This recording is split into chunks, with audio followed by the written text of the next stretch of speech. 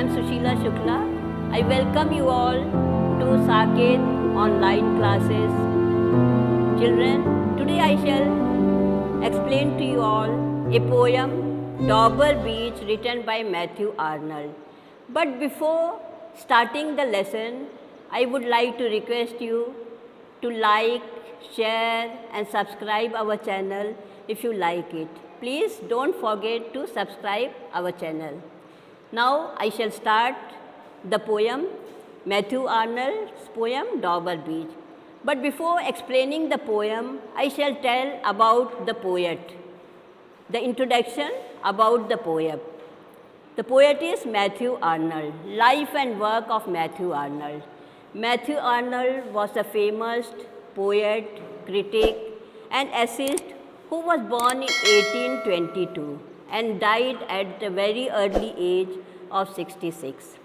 He was the son of Dr. Arnold, who was a famous headmaster of Rockby School. He studied Winchester and Ruby School and then joined the Oxford University. He won many prizes for poetry of Greek and Latin. He was fashionable in dress, but he was careless in his manners. He is the poet of Victorian age. His job, after completing his education in Arnold, was sometimes he worked as a teacher in his father's school, where he was a headmaster. And later, he became, at the age of 29, he became the inspector of schools.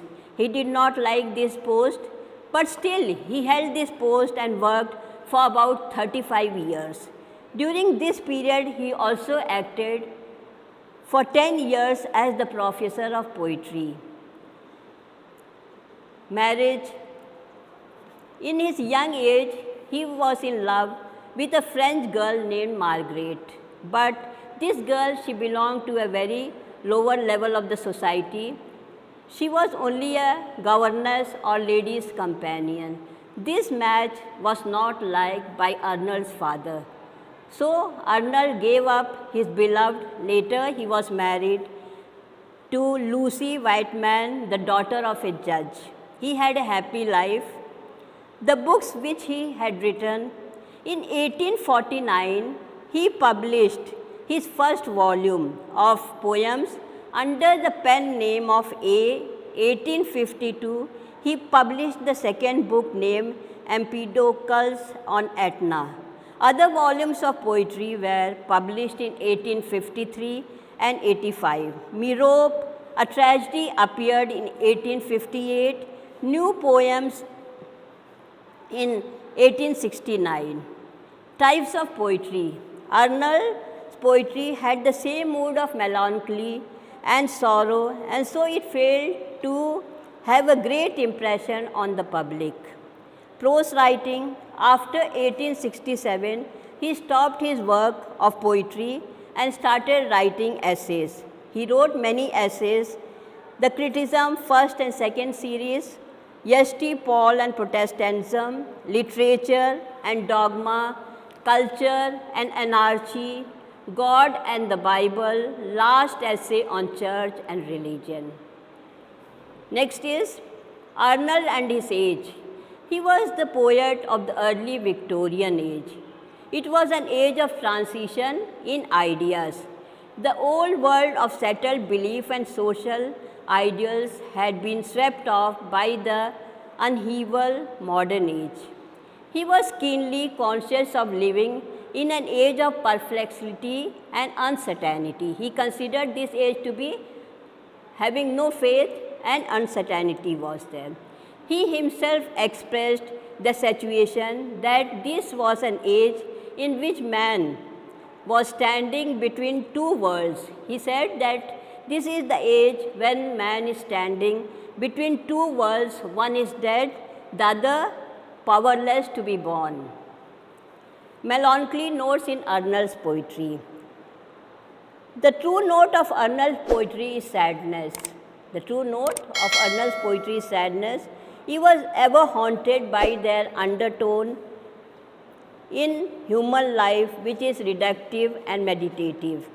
The poetry mainly concerns his hatred for modern life. He had a great hatred for the modern life because there were no belief, no honesty, there was only suffering and struggle. Dauber Beach poem was published in 1867. This poem has been regarded as the representative of Arnold's poetry. The poem is classified as a pure lyric. It is a pure lyric. Now, about the poem Dauber Beach, I shall read the first stanza and I shall explain it. The first stanza is, the sea is calm tonight, the sea is calm tonight, the tide is full, the moonlight's fair, upon the straits on the French coast, the light gleams and is gone, the cliffs of England stand, glimmering and vast, out of the tranquil bay. This is the first stanza of the poem, students. Now the explanation is, the poet says that it is a night, the sea is calm today. He is standing at the Dauber Beach. It is a night time, so he tells it is night, the sea is calm. समुद्र जो है बिल्कुल शांत है. The sea is in full tide, but it is in full tide. The moon shines brightly. Being a moonlight day, the moon is shining brightly. Everything appears bright. The brightness falls on the Strait of Dover. On the Strait of Dover, the moonlight brightness is shining there. Dover is a town on the east coast of England, in front of the English Channel, and separates England from France. On the other side, the poet says, the French coast, sometimes the light appears and then soon disappears from there. The cliffs near the Dauber, run far into the sea. The cliffs, they are standing there. There also a moonlight appears shining brightly. The cliffs, they look big and shine in the moonlight. These rocks stand in the calm sea. The poet says the rocks are standing calmly in the seaside. This is the first stanza. Now the second stanza. Come to the window, sweet is the night air, only from the long line of spray, where the sea meets the moon-blanched line. Listen, you hear the granting roar of pebbles which the waves draw back and fling at their return up the strand. Begin and cease, and then begin again with tremendous cadence low, and bring the eternal note of sadness. This is the second stanza. Now the explanation of this second stanza is, the poet, he asked his beloved or his wife to come near the window, because that night the air is blowing and it is very sweet and fresh. He tells his lover to come near the window and enjoy the fragrance of the fresh air. The sea waves strike against the coast. He tells that the sea waves strike against the coast and then go back. They strike and then go back. On the seashore lies the sand. On the seashore, the sands are there, which in the moonlight appear white and shiny. He also says that the waves are always advancing and retreating without a break. These waves, they are continuously advancing and then returning back. Continuous they do, day and night. When the waves go back, again the poet, he watches that when the waves go back, they take away the sands along with them. Small pebbles of stones, sands, they take along with them on the bank. When the tides strike back again, the shore with a harsh sound, when they strike the shore, there is a harsh sound. But the poet says that when the waves are returning back, they appear as if they are in a very sad mood. They appear to be in a very sad mood.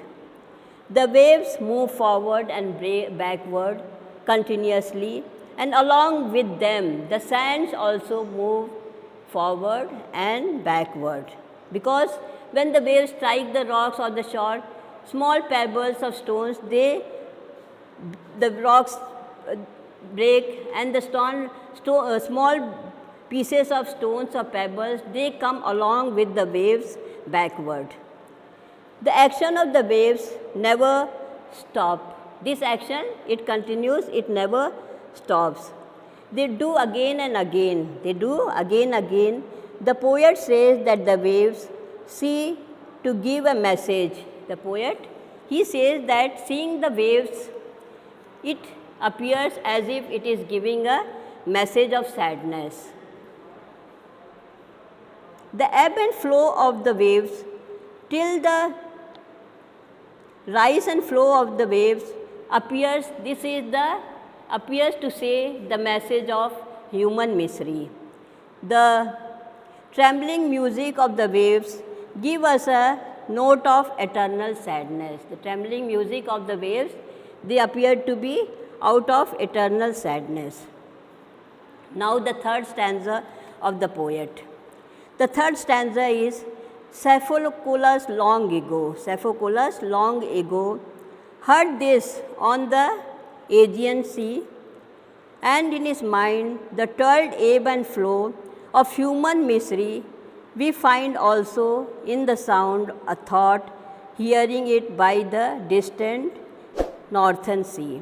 Explanation is, the poet, he tells that the same note of sadness appeared when Cephalocholus, who was a great Greek dramatist, heard this sound of the waves. He also said that there is some sadness, melancholy in giving the waves are giving a message. The poet says that Cephalocholus, the great Greek dramatist of ancient time, 1,000 years ago, he also heard the same sound of the waves in the Aegean Sea. 100 years ago, when he was standing at the Aegean Sea, he also heard the same message of sadness. This sound appealed to him to be as sad as the sound of the English Channel. The same sound appeared to Cephalocholus about 1,000 years ago, and the same sound was heard again by Matthew Arnold, and he also said the same sound, that it gives the idea of sadness to human misery. Now, the fourth stanza. The sea of faith was once to at fall and round earth's shore, lay like the folds of a bright girdle furl, but now I only hear its melancholy long withdrawing roar. This is the fourth stanza of the poem. The poet compares his faith to sea. He compares the faith to sea. He looks back. He says that in the ancient time, people had great faith, they had great belief and love towards each other. But now, in the modern age, this faith has been unshaken. There is no faith, there is no belief, there is no love between the people of the modern age.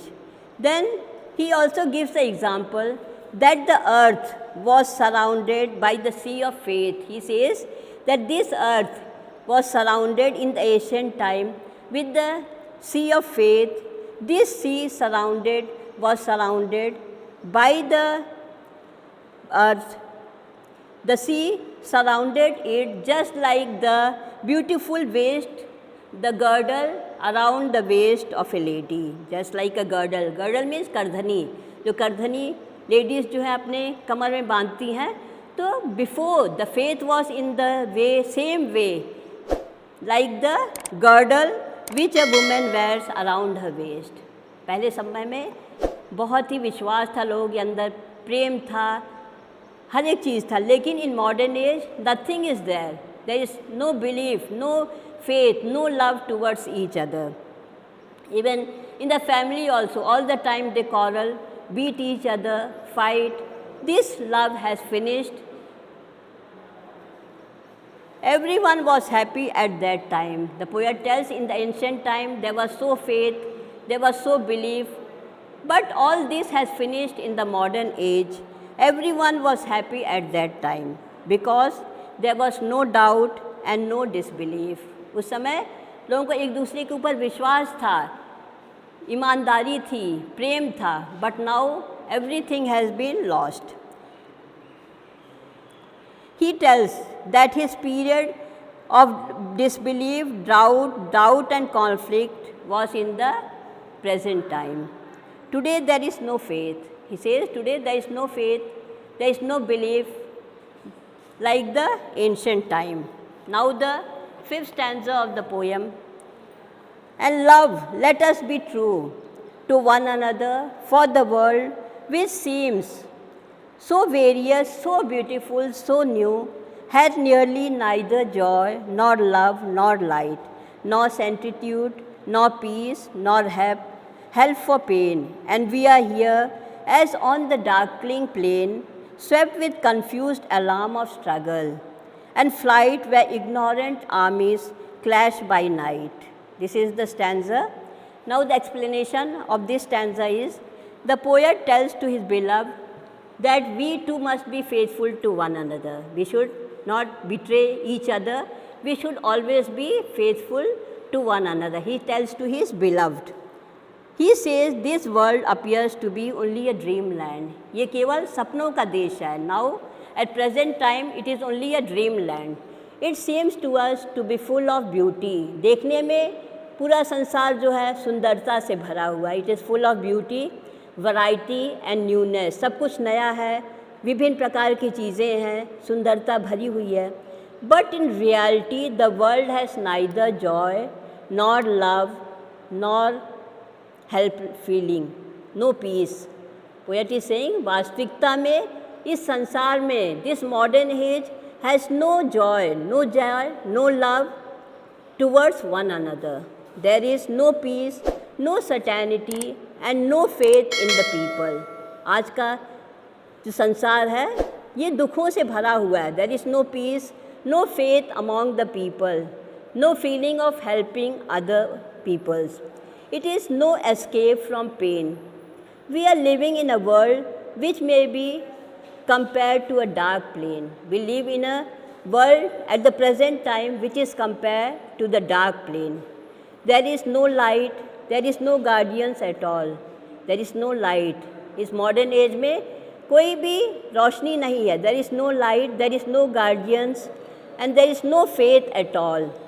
Men are fighting with each other. At present time, men are fighting with each other in confusion. Blind armies blindly fight with one another without knowing the result, without the reason. They keep on fighting with each other blindly. The plain is full of confused noises of battle and the soldiers fleeting from the battlefield. So in the last stanza, Arnold, he says about the modern age. He tells about the modern age, that this modern age is full of beauty. It is a dreamland only. It is full of beauty, variety and newness. But there is no peace, no happiness, no love towards one another. They fight with each other without knowing the reason. They have no time to help one another. They are busy with their own work and they neglect other people's. Only they are happy in their family and they do not think of helping other people. So this is the last stanza which I have explained to you all. Students, now I am finishing the lesson, but before finishing it, I would like to once again request you to share, like and subscribe our channel if you like it. Thank you students. इस video को अपने दोस्तों के साथ ज़रूर share कीजिए. अगर इस टॉपिक पर आपके कोई भी क्वेश्चन हैं तो नीचे कमेंट करके पूछिए, हम उत्तर देने का प्रयास करेंगे. और अगर आपने अभी तक हमारे चैनल को सब्सक्राइब नहीं किया है तो तुरंत सब्सक्राइब करिए. साथ ही बेल आइकन पर क्लिक करें ताकि आगे आने वाले सभी वीडियो आप तक पहुंचते रहें और आप हमसे यूं ही जुड़े रहें.